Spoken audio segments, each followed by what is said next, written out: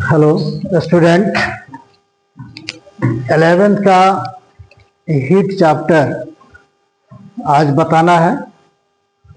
और ये heat chapter में थर्मल एक्सपेंशन बताया जा रहा है।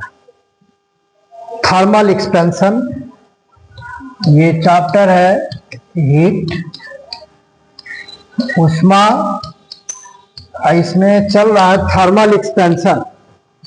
तो थर्मल एक्सपेंशन की जानकारी अगर लें तो जब किसी सब्सटेंस को, सॉलिड सब्सटेंस को या किसी और सब्सटेंस को अगर हीट दिया जाए तो उसके लेंथ, ब्रेथ, हाइट, थिकनेस ये सब में परिवर्तन होता है, अर्थात एक तरह से विस्तार होता है, चेंजिंग होता है शेप में।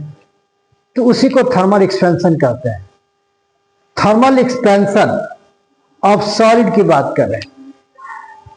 इसमें सॉलिड सब्सटेंस को लेना है जिसमें हीट दिया जाए, सॉलिड सब्सटेंस में एक्सपेंशन हो, तो उसी के बारे में यहाँ पढ़ना है। थर्मल एक्सपेंशन ऑफ सॉलिड की बात किया जाए। सॉलिड में मेटल हो गया खासकर। तो इसमें उसमें भी थर्मल एक्सपेंशन थ्री टाइप्स का होता है सॉलिड में। पहला लीनियर एक्सपेंशन, दूसरा एरिया एक्सपेंशन या उसका नाम है सुपरफिशियल एक्सपेंशन, जिसको हिंदी में क्षेत्रफल प्रसार कहते हैं। और तीसरा होता है आयतन प्रसार। आयतन यानी वॉल्यूम एक्सपेंशन या क्यूबिकल एक्सपेंशन या वॉल्यूमेट्रिक एक्सपेंशन होता है।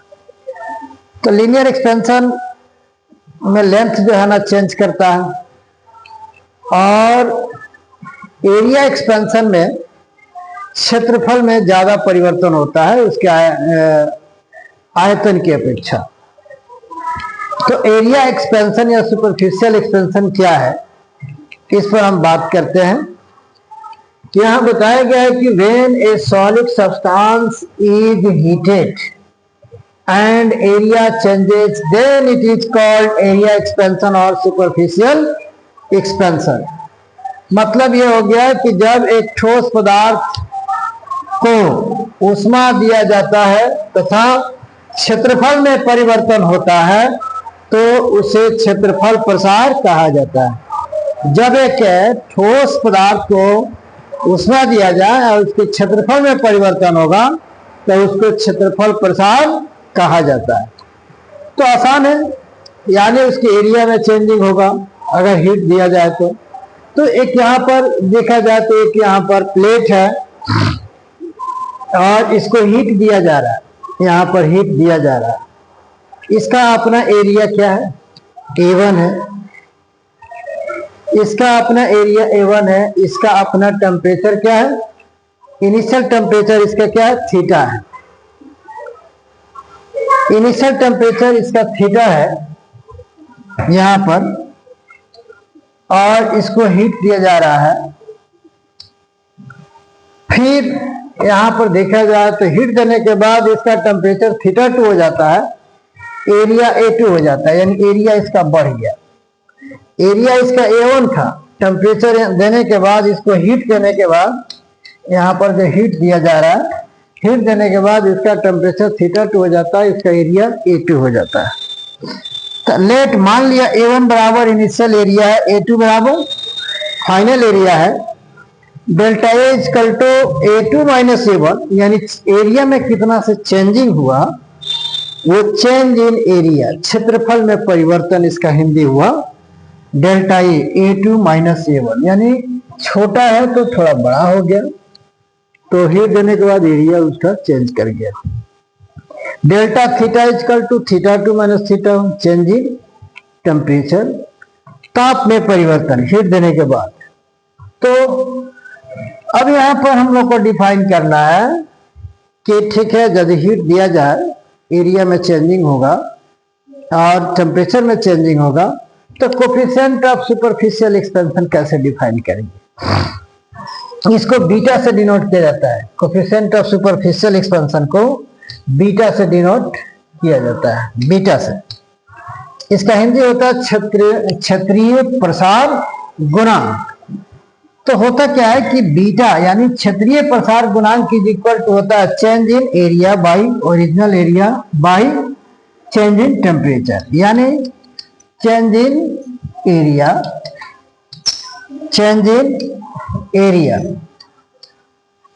By change in area per unit original area per unit rise in temperature यानी ताप में परिवर्तन, अर्थात beta equal to delta A by A1 into delta theta. ये ओरिजिनल एरिया है, ये चेंज इन टेम्परेचर है, राइज इन टेम्परेचर है, ये चेंज इन एरिया है, इज इक्वल टू क्या है बीटा। तो इस तरह से यहां हम देखें तो ये बीटा यहां पर मिला, बीटा जिसको कहेंगे कोफिशिएंट ऑफ सुपरफिशियल एक्सपेंशन, क्षेत्रीय प्रसार गुणांक। ऐसा यूनिट ऑफ बीटा, इस बीटा का ऐसा यूनिट कैसे निकालेंगे? तो ऐसा यूनिट निकालने के लिए हम यहां पर बीटा इक्वल टू जो लिखा गया है डेल्टा ए यानी एरिया का क्या हो जाएगा मीटर स्क्वायर, एरिया का मीटर स्क्वायर, इस एरिया का metre square into delta theta का केल्विन। तो मीटर स्क्वायर कट गया, तो बीटा इक्वल टू इसका भी ऐसा यूनिट पर केल्विन हो जाता है, यानी कोफिशिएंट ऑफ सुपरफिशियल एक्सपेंशन का यूनिट पर केल्विन होगा। अब बहुत आसान है ये थर्मल एक्सपेंशन, कुछ क्वेश्चन इस पर रहता है। अब यहां पर देखें तो बीटा इज इक्वल टू जो delta A by A1 into delta theta है, तो डेल्टा ए इक्वल टू क्या हो जाएगा beta into A1 into delta theta. अब इस चेंज इन एरिया के बदले डेल्टा ए के बदले हम क्या लिख सकते हैं A2 minus A1 equal to beta into A1 into delta theta. तो अब इससे फाइनल एरिया अगर निकाले तो ये जो है इधर जाकर क्या होगा ऐड हो जाएगा, तो A2 equal to A1 plus A1 beta into delta theta. अब यहां से A1 आप निकाल दीजिए, A1 जब निकालेंगे तो A2 equal to A1 into 1 plus beta into क्या हो जाएगा डेल्टा थीटा। तो इट इज कॉल्ड यानी A2 जब निकला it is called final area of substance, यानी final area of substance after given it A2 equal to A1 into 1 plus beta into delta theta होगा। तो अगर ये क्वेश्चन पूछता है कि एक सॉलिड सब्सटेंस है मेटल है और उसको हीट करते हैं और फिर उसके बाद हीट करने के बाद उसका फाइनल एरिया क्या है, तो ऐसे हम फॉर्मूला नोट करते हैं। अब इसी तरह से फाइनल एरिया को अगर हम ए ले लें, इनिशियल एरिया को ए नोट ले लें, तो फॉर्मूला ऐसे भी आपको मिलेगा बुक वगैरह में A equal to A nought into 1 plus beta into delta theta. This is the final area after given heat. इसके बाद क्या है, ये बहुत आसान रहा सुपरफिशियल एक्सपेंशन। और वॉल्यूम एक्सपेंशन क्या है? वॉल्यूम एक्सपेंशन यानी आयतन प्रसार इसको कहिए, या वॉल्यूमेट्रिक एक्सपेंशन कहिए, या इसको क्यूबिकल एक्सपेंशन कहिए। अर्थात अगर सब्सटेंस को हीट किया जाए, ऊष्मा दिया जाए, तो उसके लंबाई चौड़ाई मोटाई तीनों में परिवर्तन होगा, अर्थात उसके वॉल्यूम में चेंजिंग होगा। तो इस कारण उसे हम वॉल्यूम एक्सपेंशन या सुपरफिशियल एक्सपेंशन या क्यूबिकल एक्सपेंशन कहा जाता है। अब इसमें जैसे मान लेते हैं कि इस तरह का सब्सटेंस है, दिस इज द सब्सटेंस, और ये सब्सटेंस क्यूबिकल सब्सटेंस है, ये क्यूबिकल है, और इसको आप हीट देना शुरू करते हैं। तो आफ्टर गिवन हीट अगर इसको हम हीट देते हैं तो इसका जो है ना शेप में क्या होगा चेंजिंग होगा।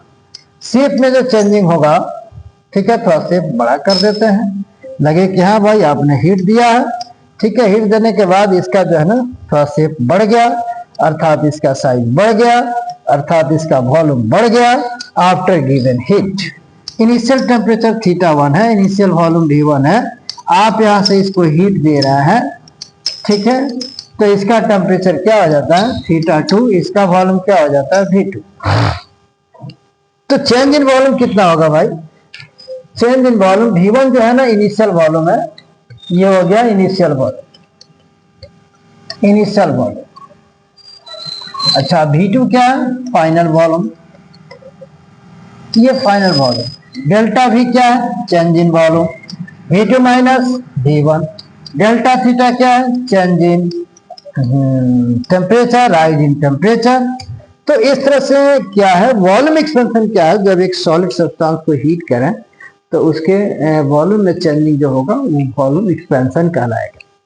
और जब चेंजिंग होगा तो इस तरह से है। फिर इसमें आएगा coefficient of superficial, coefficient of volume expansion, coefficient of volume expansion.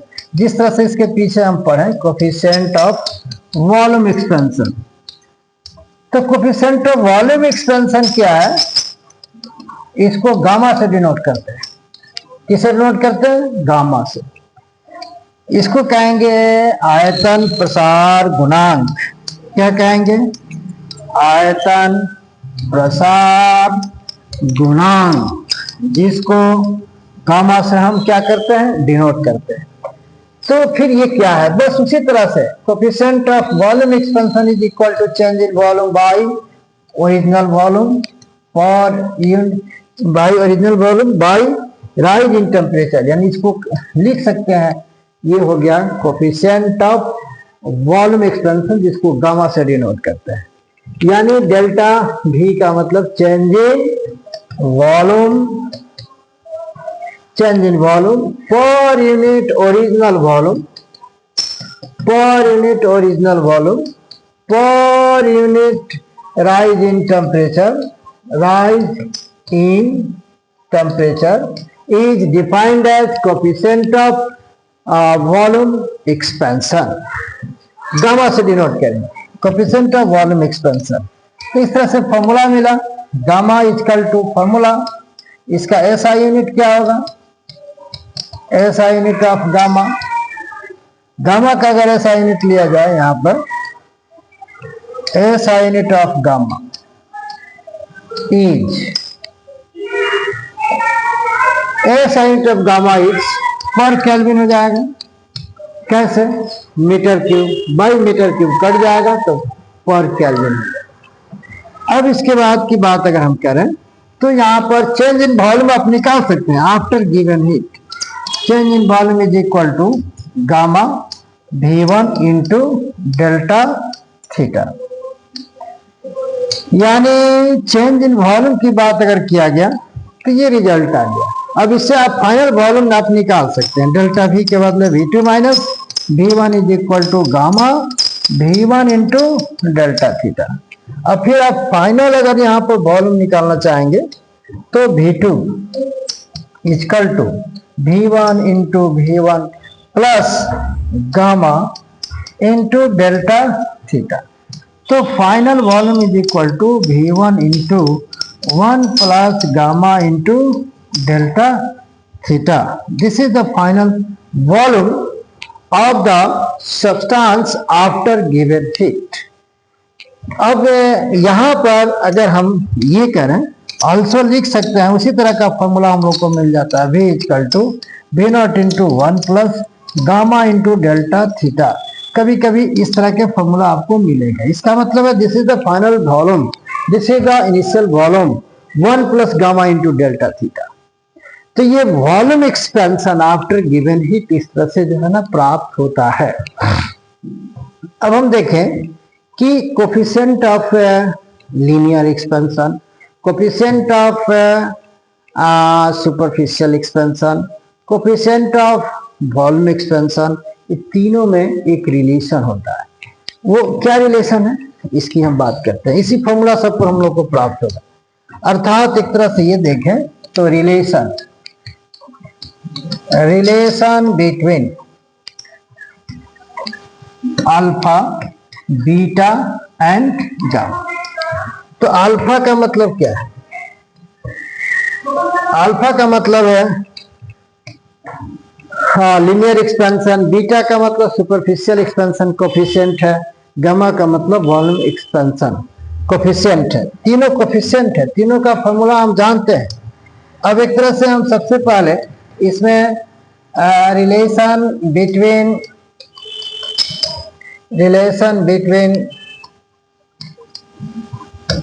Alpha and beta की बात करते हैं। Relation between alpha and beta, तो इस दोनों में क्या रिलेशन आना चाहिए?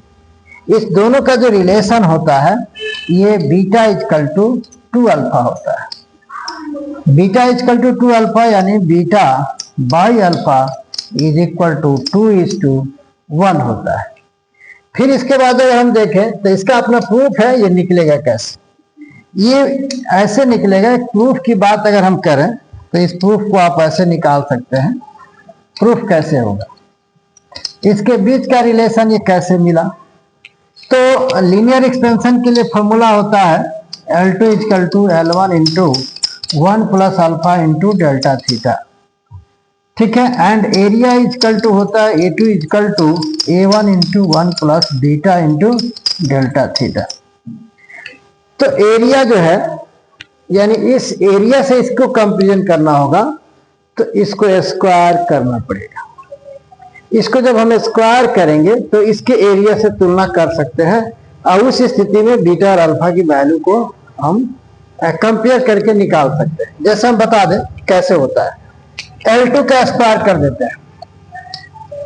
L2 का स्क्वायर करेंगे तो यहाँ पर L1 into 1 plus alpha into delta theta का क्या हो जाएगा? होल स्क्वायर, ये भी स्क्वायर हो जाएगा। तो इसका मतलब L1 का square into 1 plus 1 A square plus B square, A square plus B square plus 2ab alpha delta theta, alpha into delta theta. अब क्या होगा? तो यहाँ पर L1 का स्क्वायर, यहाँ 1 का स्क्वायर 1 और अल्फा का स्क्वायर इंटू डेल्टा थीटा का स्क्वायर, ये आपको 0 हो जाएगा। कैसे 0 होगा बताते हैं। 2 अल्फा इंटू डेल्टा थीटा, यानी यहाँ लिखेंगे कि वेयर अल्फा जो है very very less than 1, so alpha square equivalent to 0। ये जो अल्फा का वैल्यू होता है ये 1 से बहुत बहुत कम होता है लगभग, इसीलिए इसका स्क्वायर करेंगे। अगर अल्फा का स्क्वायर करेंगे तो और बहुत बहुत 1 से कम होगा, अर्थात alpha square approximately taken as 0। तो अगर 0 हम ले लेते हैं यहाँ पे, तो फिर क्या मतलब हुआ? इसका मतलब फाइनल हो गया कि L2 का square is equal to L1 का स्क्वायर इंटू 1 प्लस क्या रिजल्ट आएगा? 2 इंटू अल्फा डेल्टा थीटा। तो ये L2 का स्क्वायर है, इसका मतलब है कि एरिया का काम कर रहा है। L2 का यहाँ पर स्क्वायर है, इसका मतलब एरिया का काम कर रहा है। ये L1 का स्क्वायर है, एरिया का काम कर रहा है। 1 प्लस 2 अल्फा जो कि इससे तुलना हम करें इससे, तो बीटा के जगह पर प्राप्त हुआ है। तो अगर हम फिर इसको आगे बढ़कर बात अगर इस पर हम सोचे तो ये क्या रिजल्ट हो सकता है? इसको हम लिख सकते हैं, इसके बदले हम क्या लिख सकते हैं? A2, इसके बदले A1 into 1 plus 2 alpha into delta theta. तो इसका मतलब है 10 वी कैन राइट, लिख सकते हैं 10 वी कैन राइट, हम लिख सकते हैं। क्या लिख सकते हैं? तो A2 equal to A1 into 1 plus 2 alpha delta theta. अब बताइए कि इसका मतलब क्या है? L2 का स्क्वायर, इसका मतलब क्या है?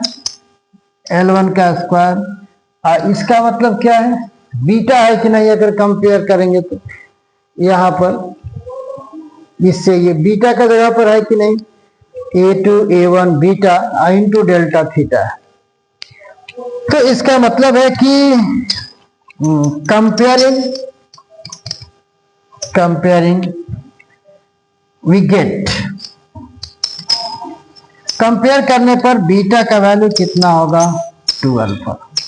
यही चीज हम लिखे हैं वहां पर कि आफ्टर कंपेयरिंग, यहां लिख सकते हैं कि आफ्टर कंपेयरिंग,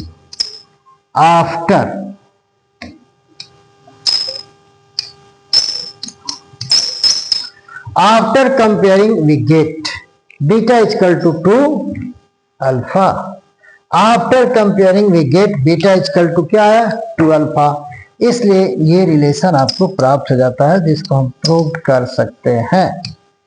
इसी तरह से अब अगर हम देखें तो यहाँ पर रिलेशन आता है, रिलेशन क्या रिलेशन आता है, अल्फा एंड गामा के बीच में। तो ये रिलेशन की बात करें तो gamma equal to 3 into alpha होता है, ये भी आप याद रखें, ठीक है। यानी अल्फा एवं गामा के बीच का जो रिलेशन आता है ये आता है, अल्फा बाई गामा की अगर बात करें तो ये 1/3 हो जाता है। एक तरह से ये देखें तो alpha is to gamma is equal to 1:2 कितना आ जाता है, 3। और ये रिलेशन कैसे आएगा, तो बस उसी तरह से वॉल्यूम को, यानी जो लेंथ है उसका अगर हम क्यूब कर दें तो लेंथ का अगर लीनियर एक्सपेंशन को अगर हम क्यूब करें तो ये रिलेशन प्राप्त हो सकता है। यहाँ पर स्क्वायर किया गया है ना, तो स्क्वायर ना करके इसको हम लोग क्या करें, इसको क्यूब कर दें, ठीक है। तो फिर वॉल्यूम से तुलना कर दिया जाएगा तो ये रिलेशन यहाँ पर प्राप्त हो जाएगा। और ये जो रिलेशन यहाँ पर प्राप्त होगा, यहाँ पर इस तरह से रिलेशन प्राप्त होगा। अब तीनों के बीच का रिलेशन अल्फा बीटा गामा की बात करें तो बीटा इज इक्वल टू, यहाँ पर since beta is equal to 2 alpha, अर्थात alpha by beta is equal to 1/2। फिर इसके बाद इक्वेशन 1 और alpha by gamma is equal to 1/3। Equation 2 1 और 2 से कंपेयर करें, यहाँ पर लिखे नाउ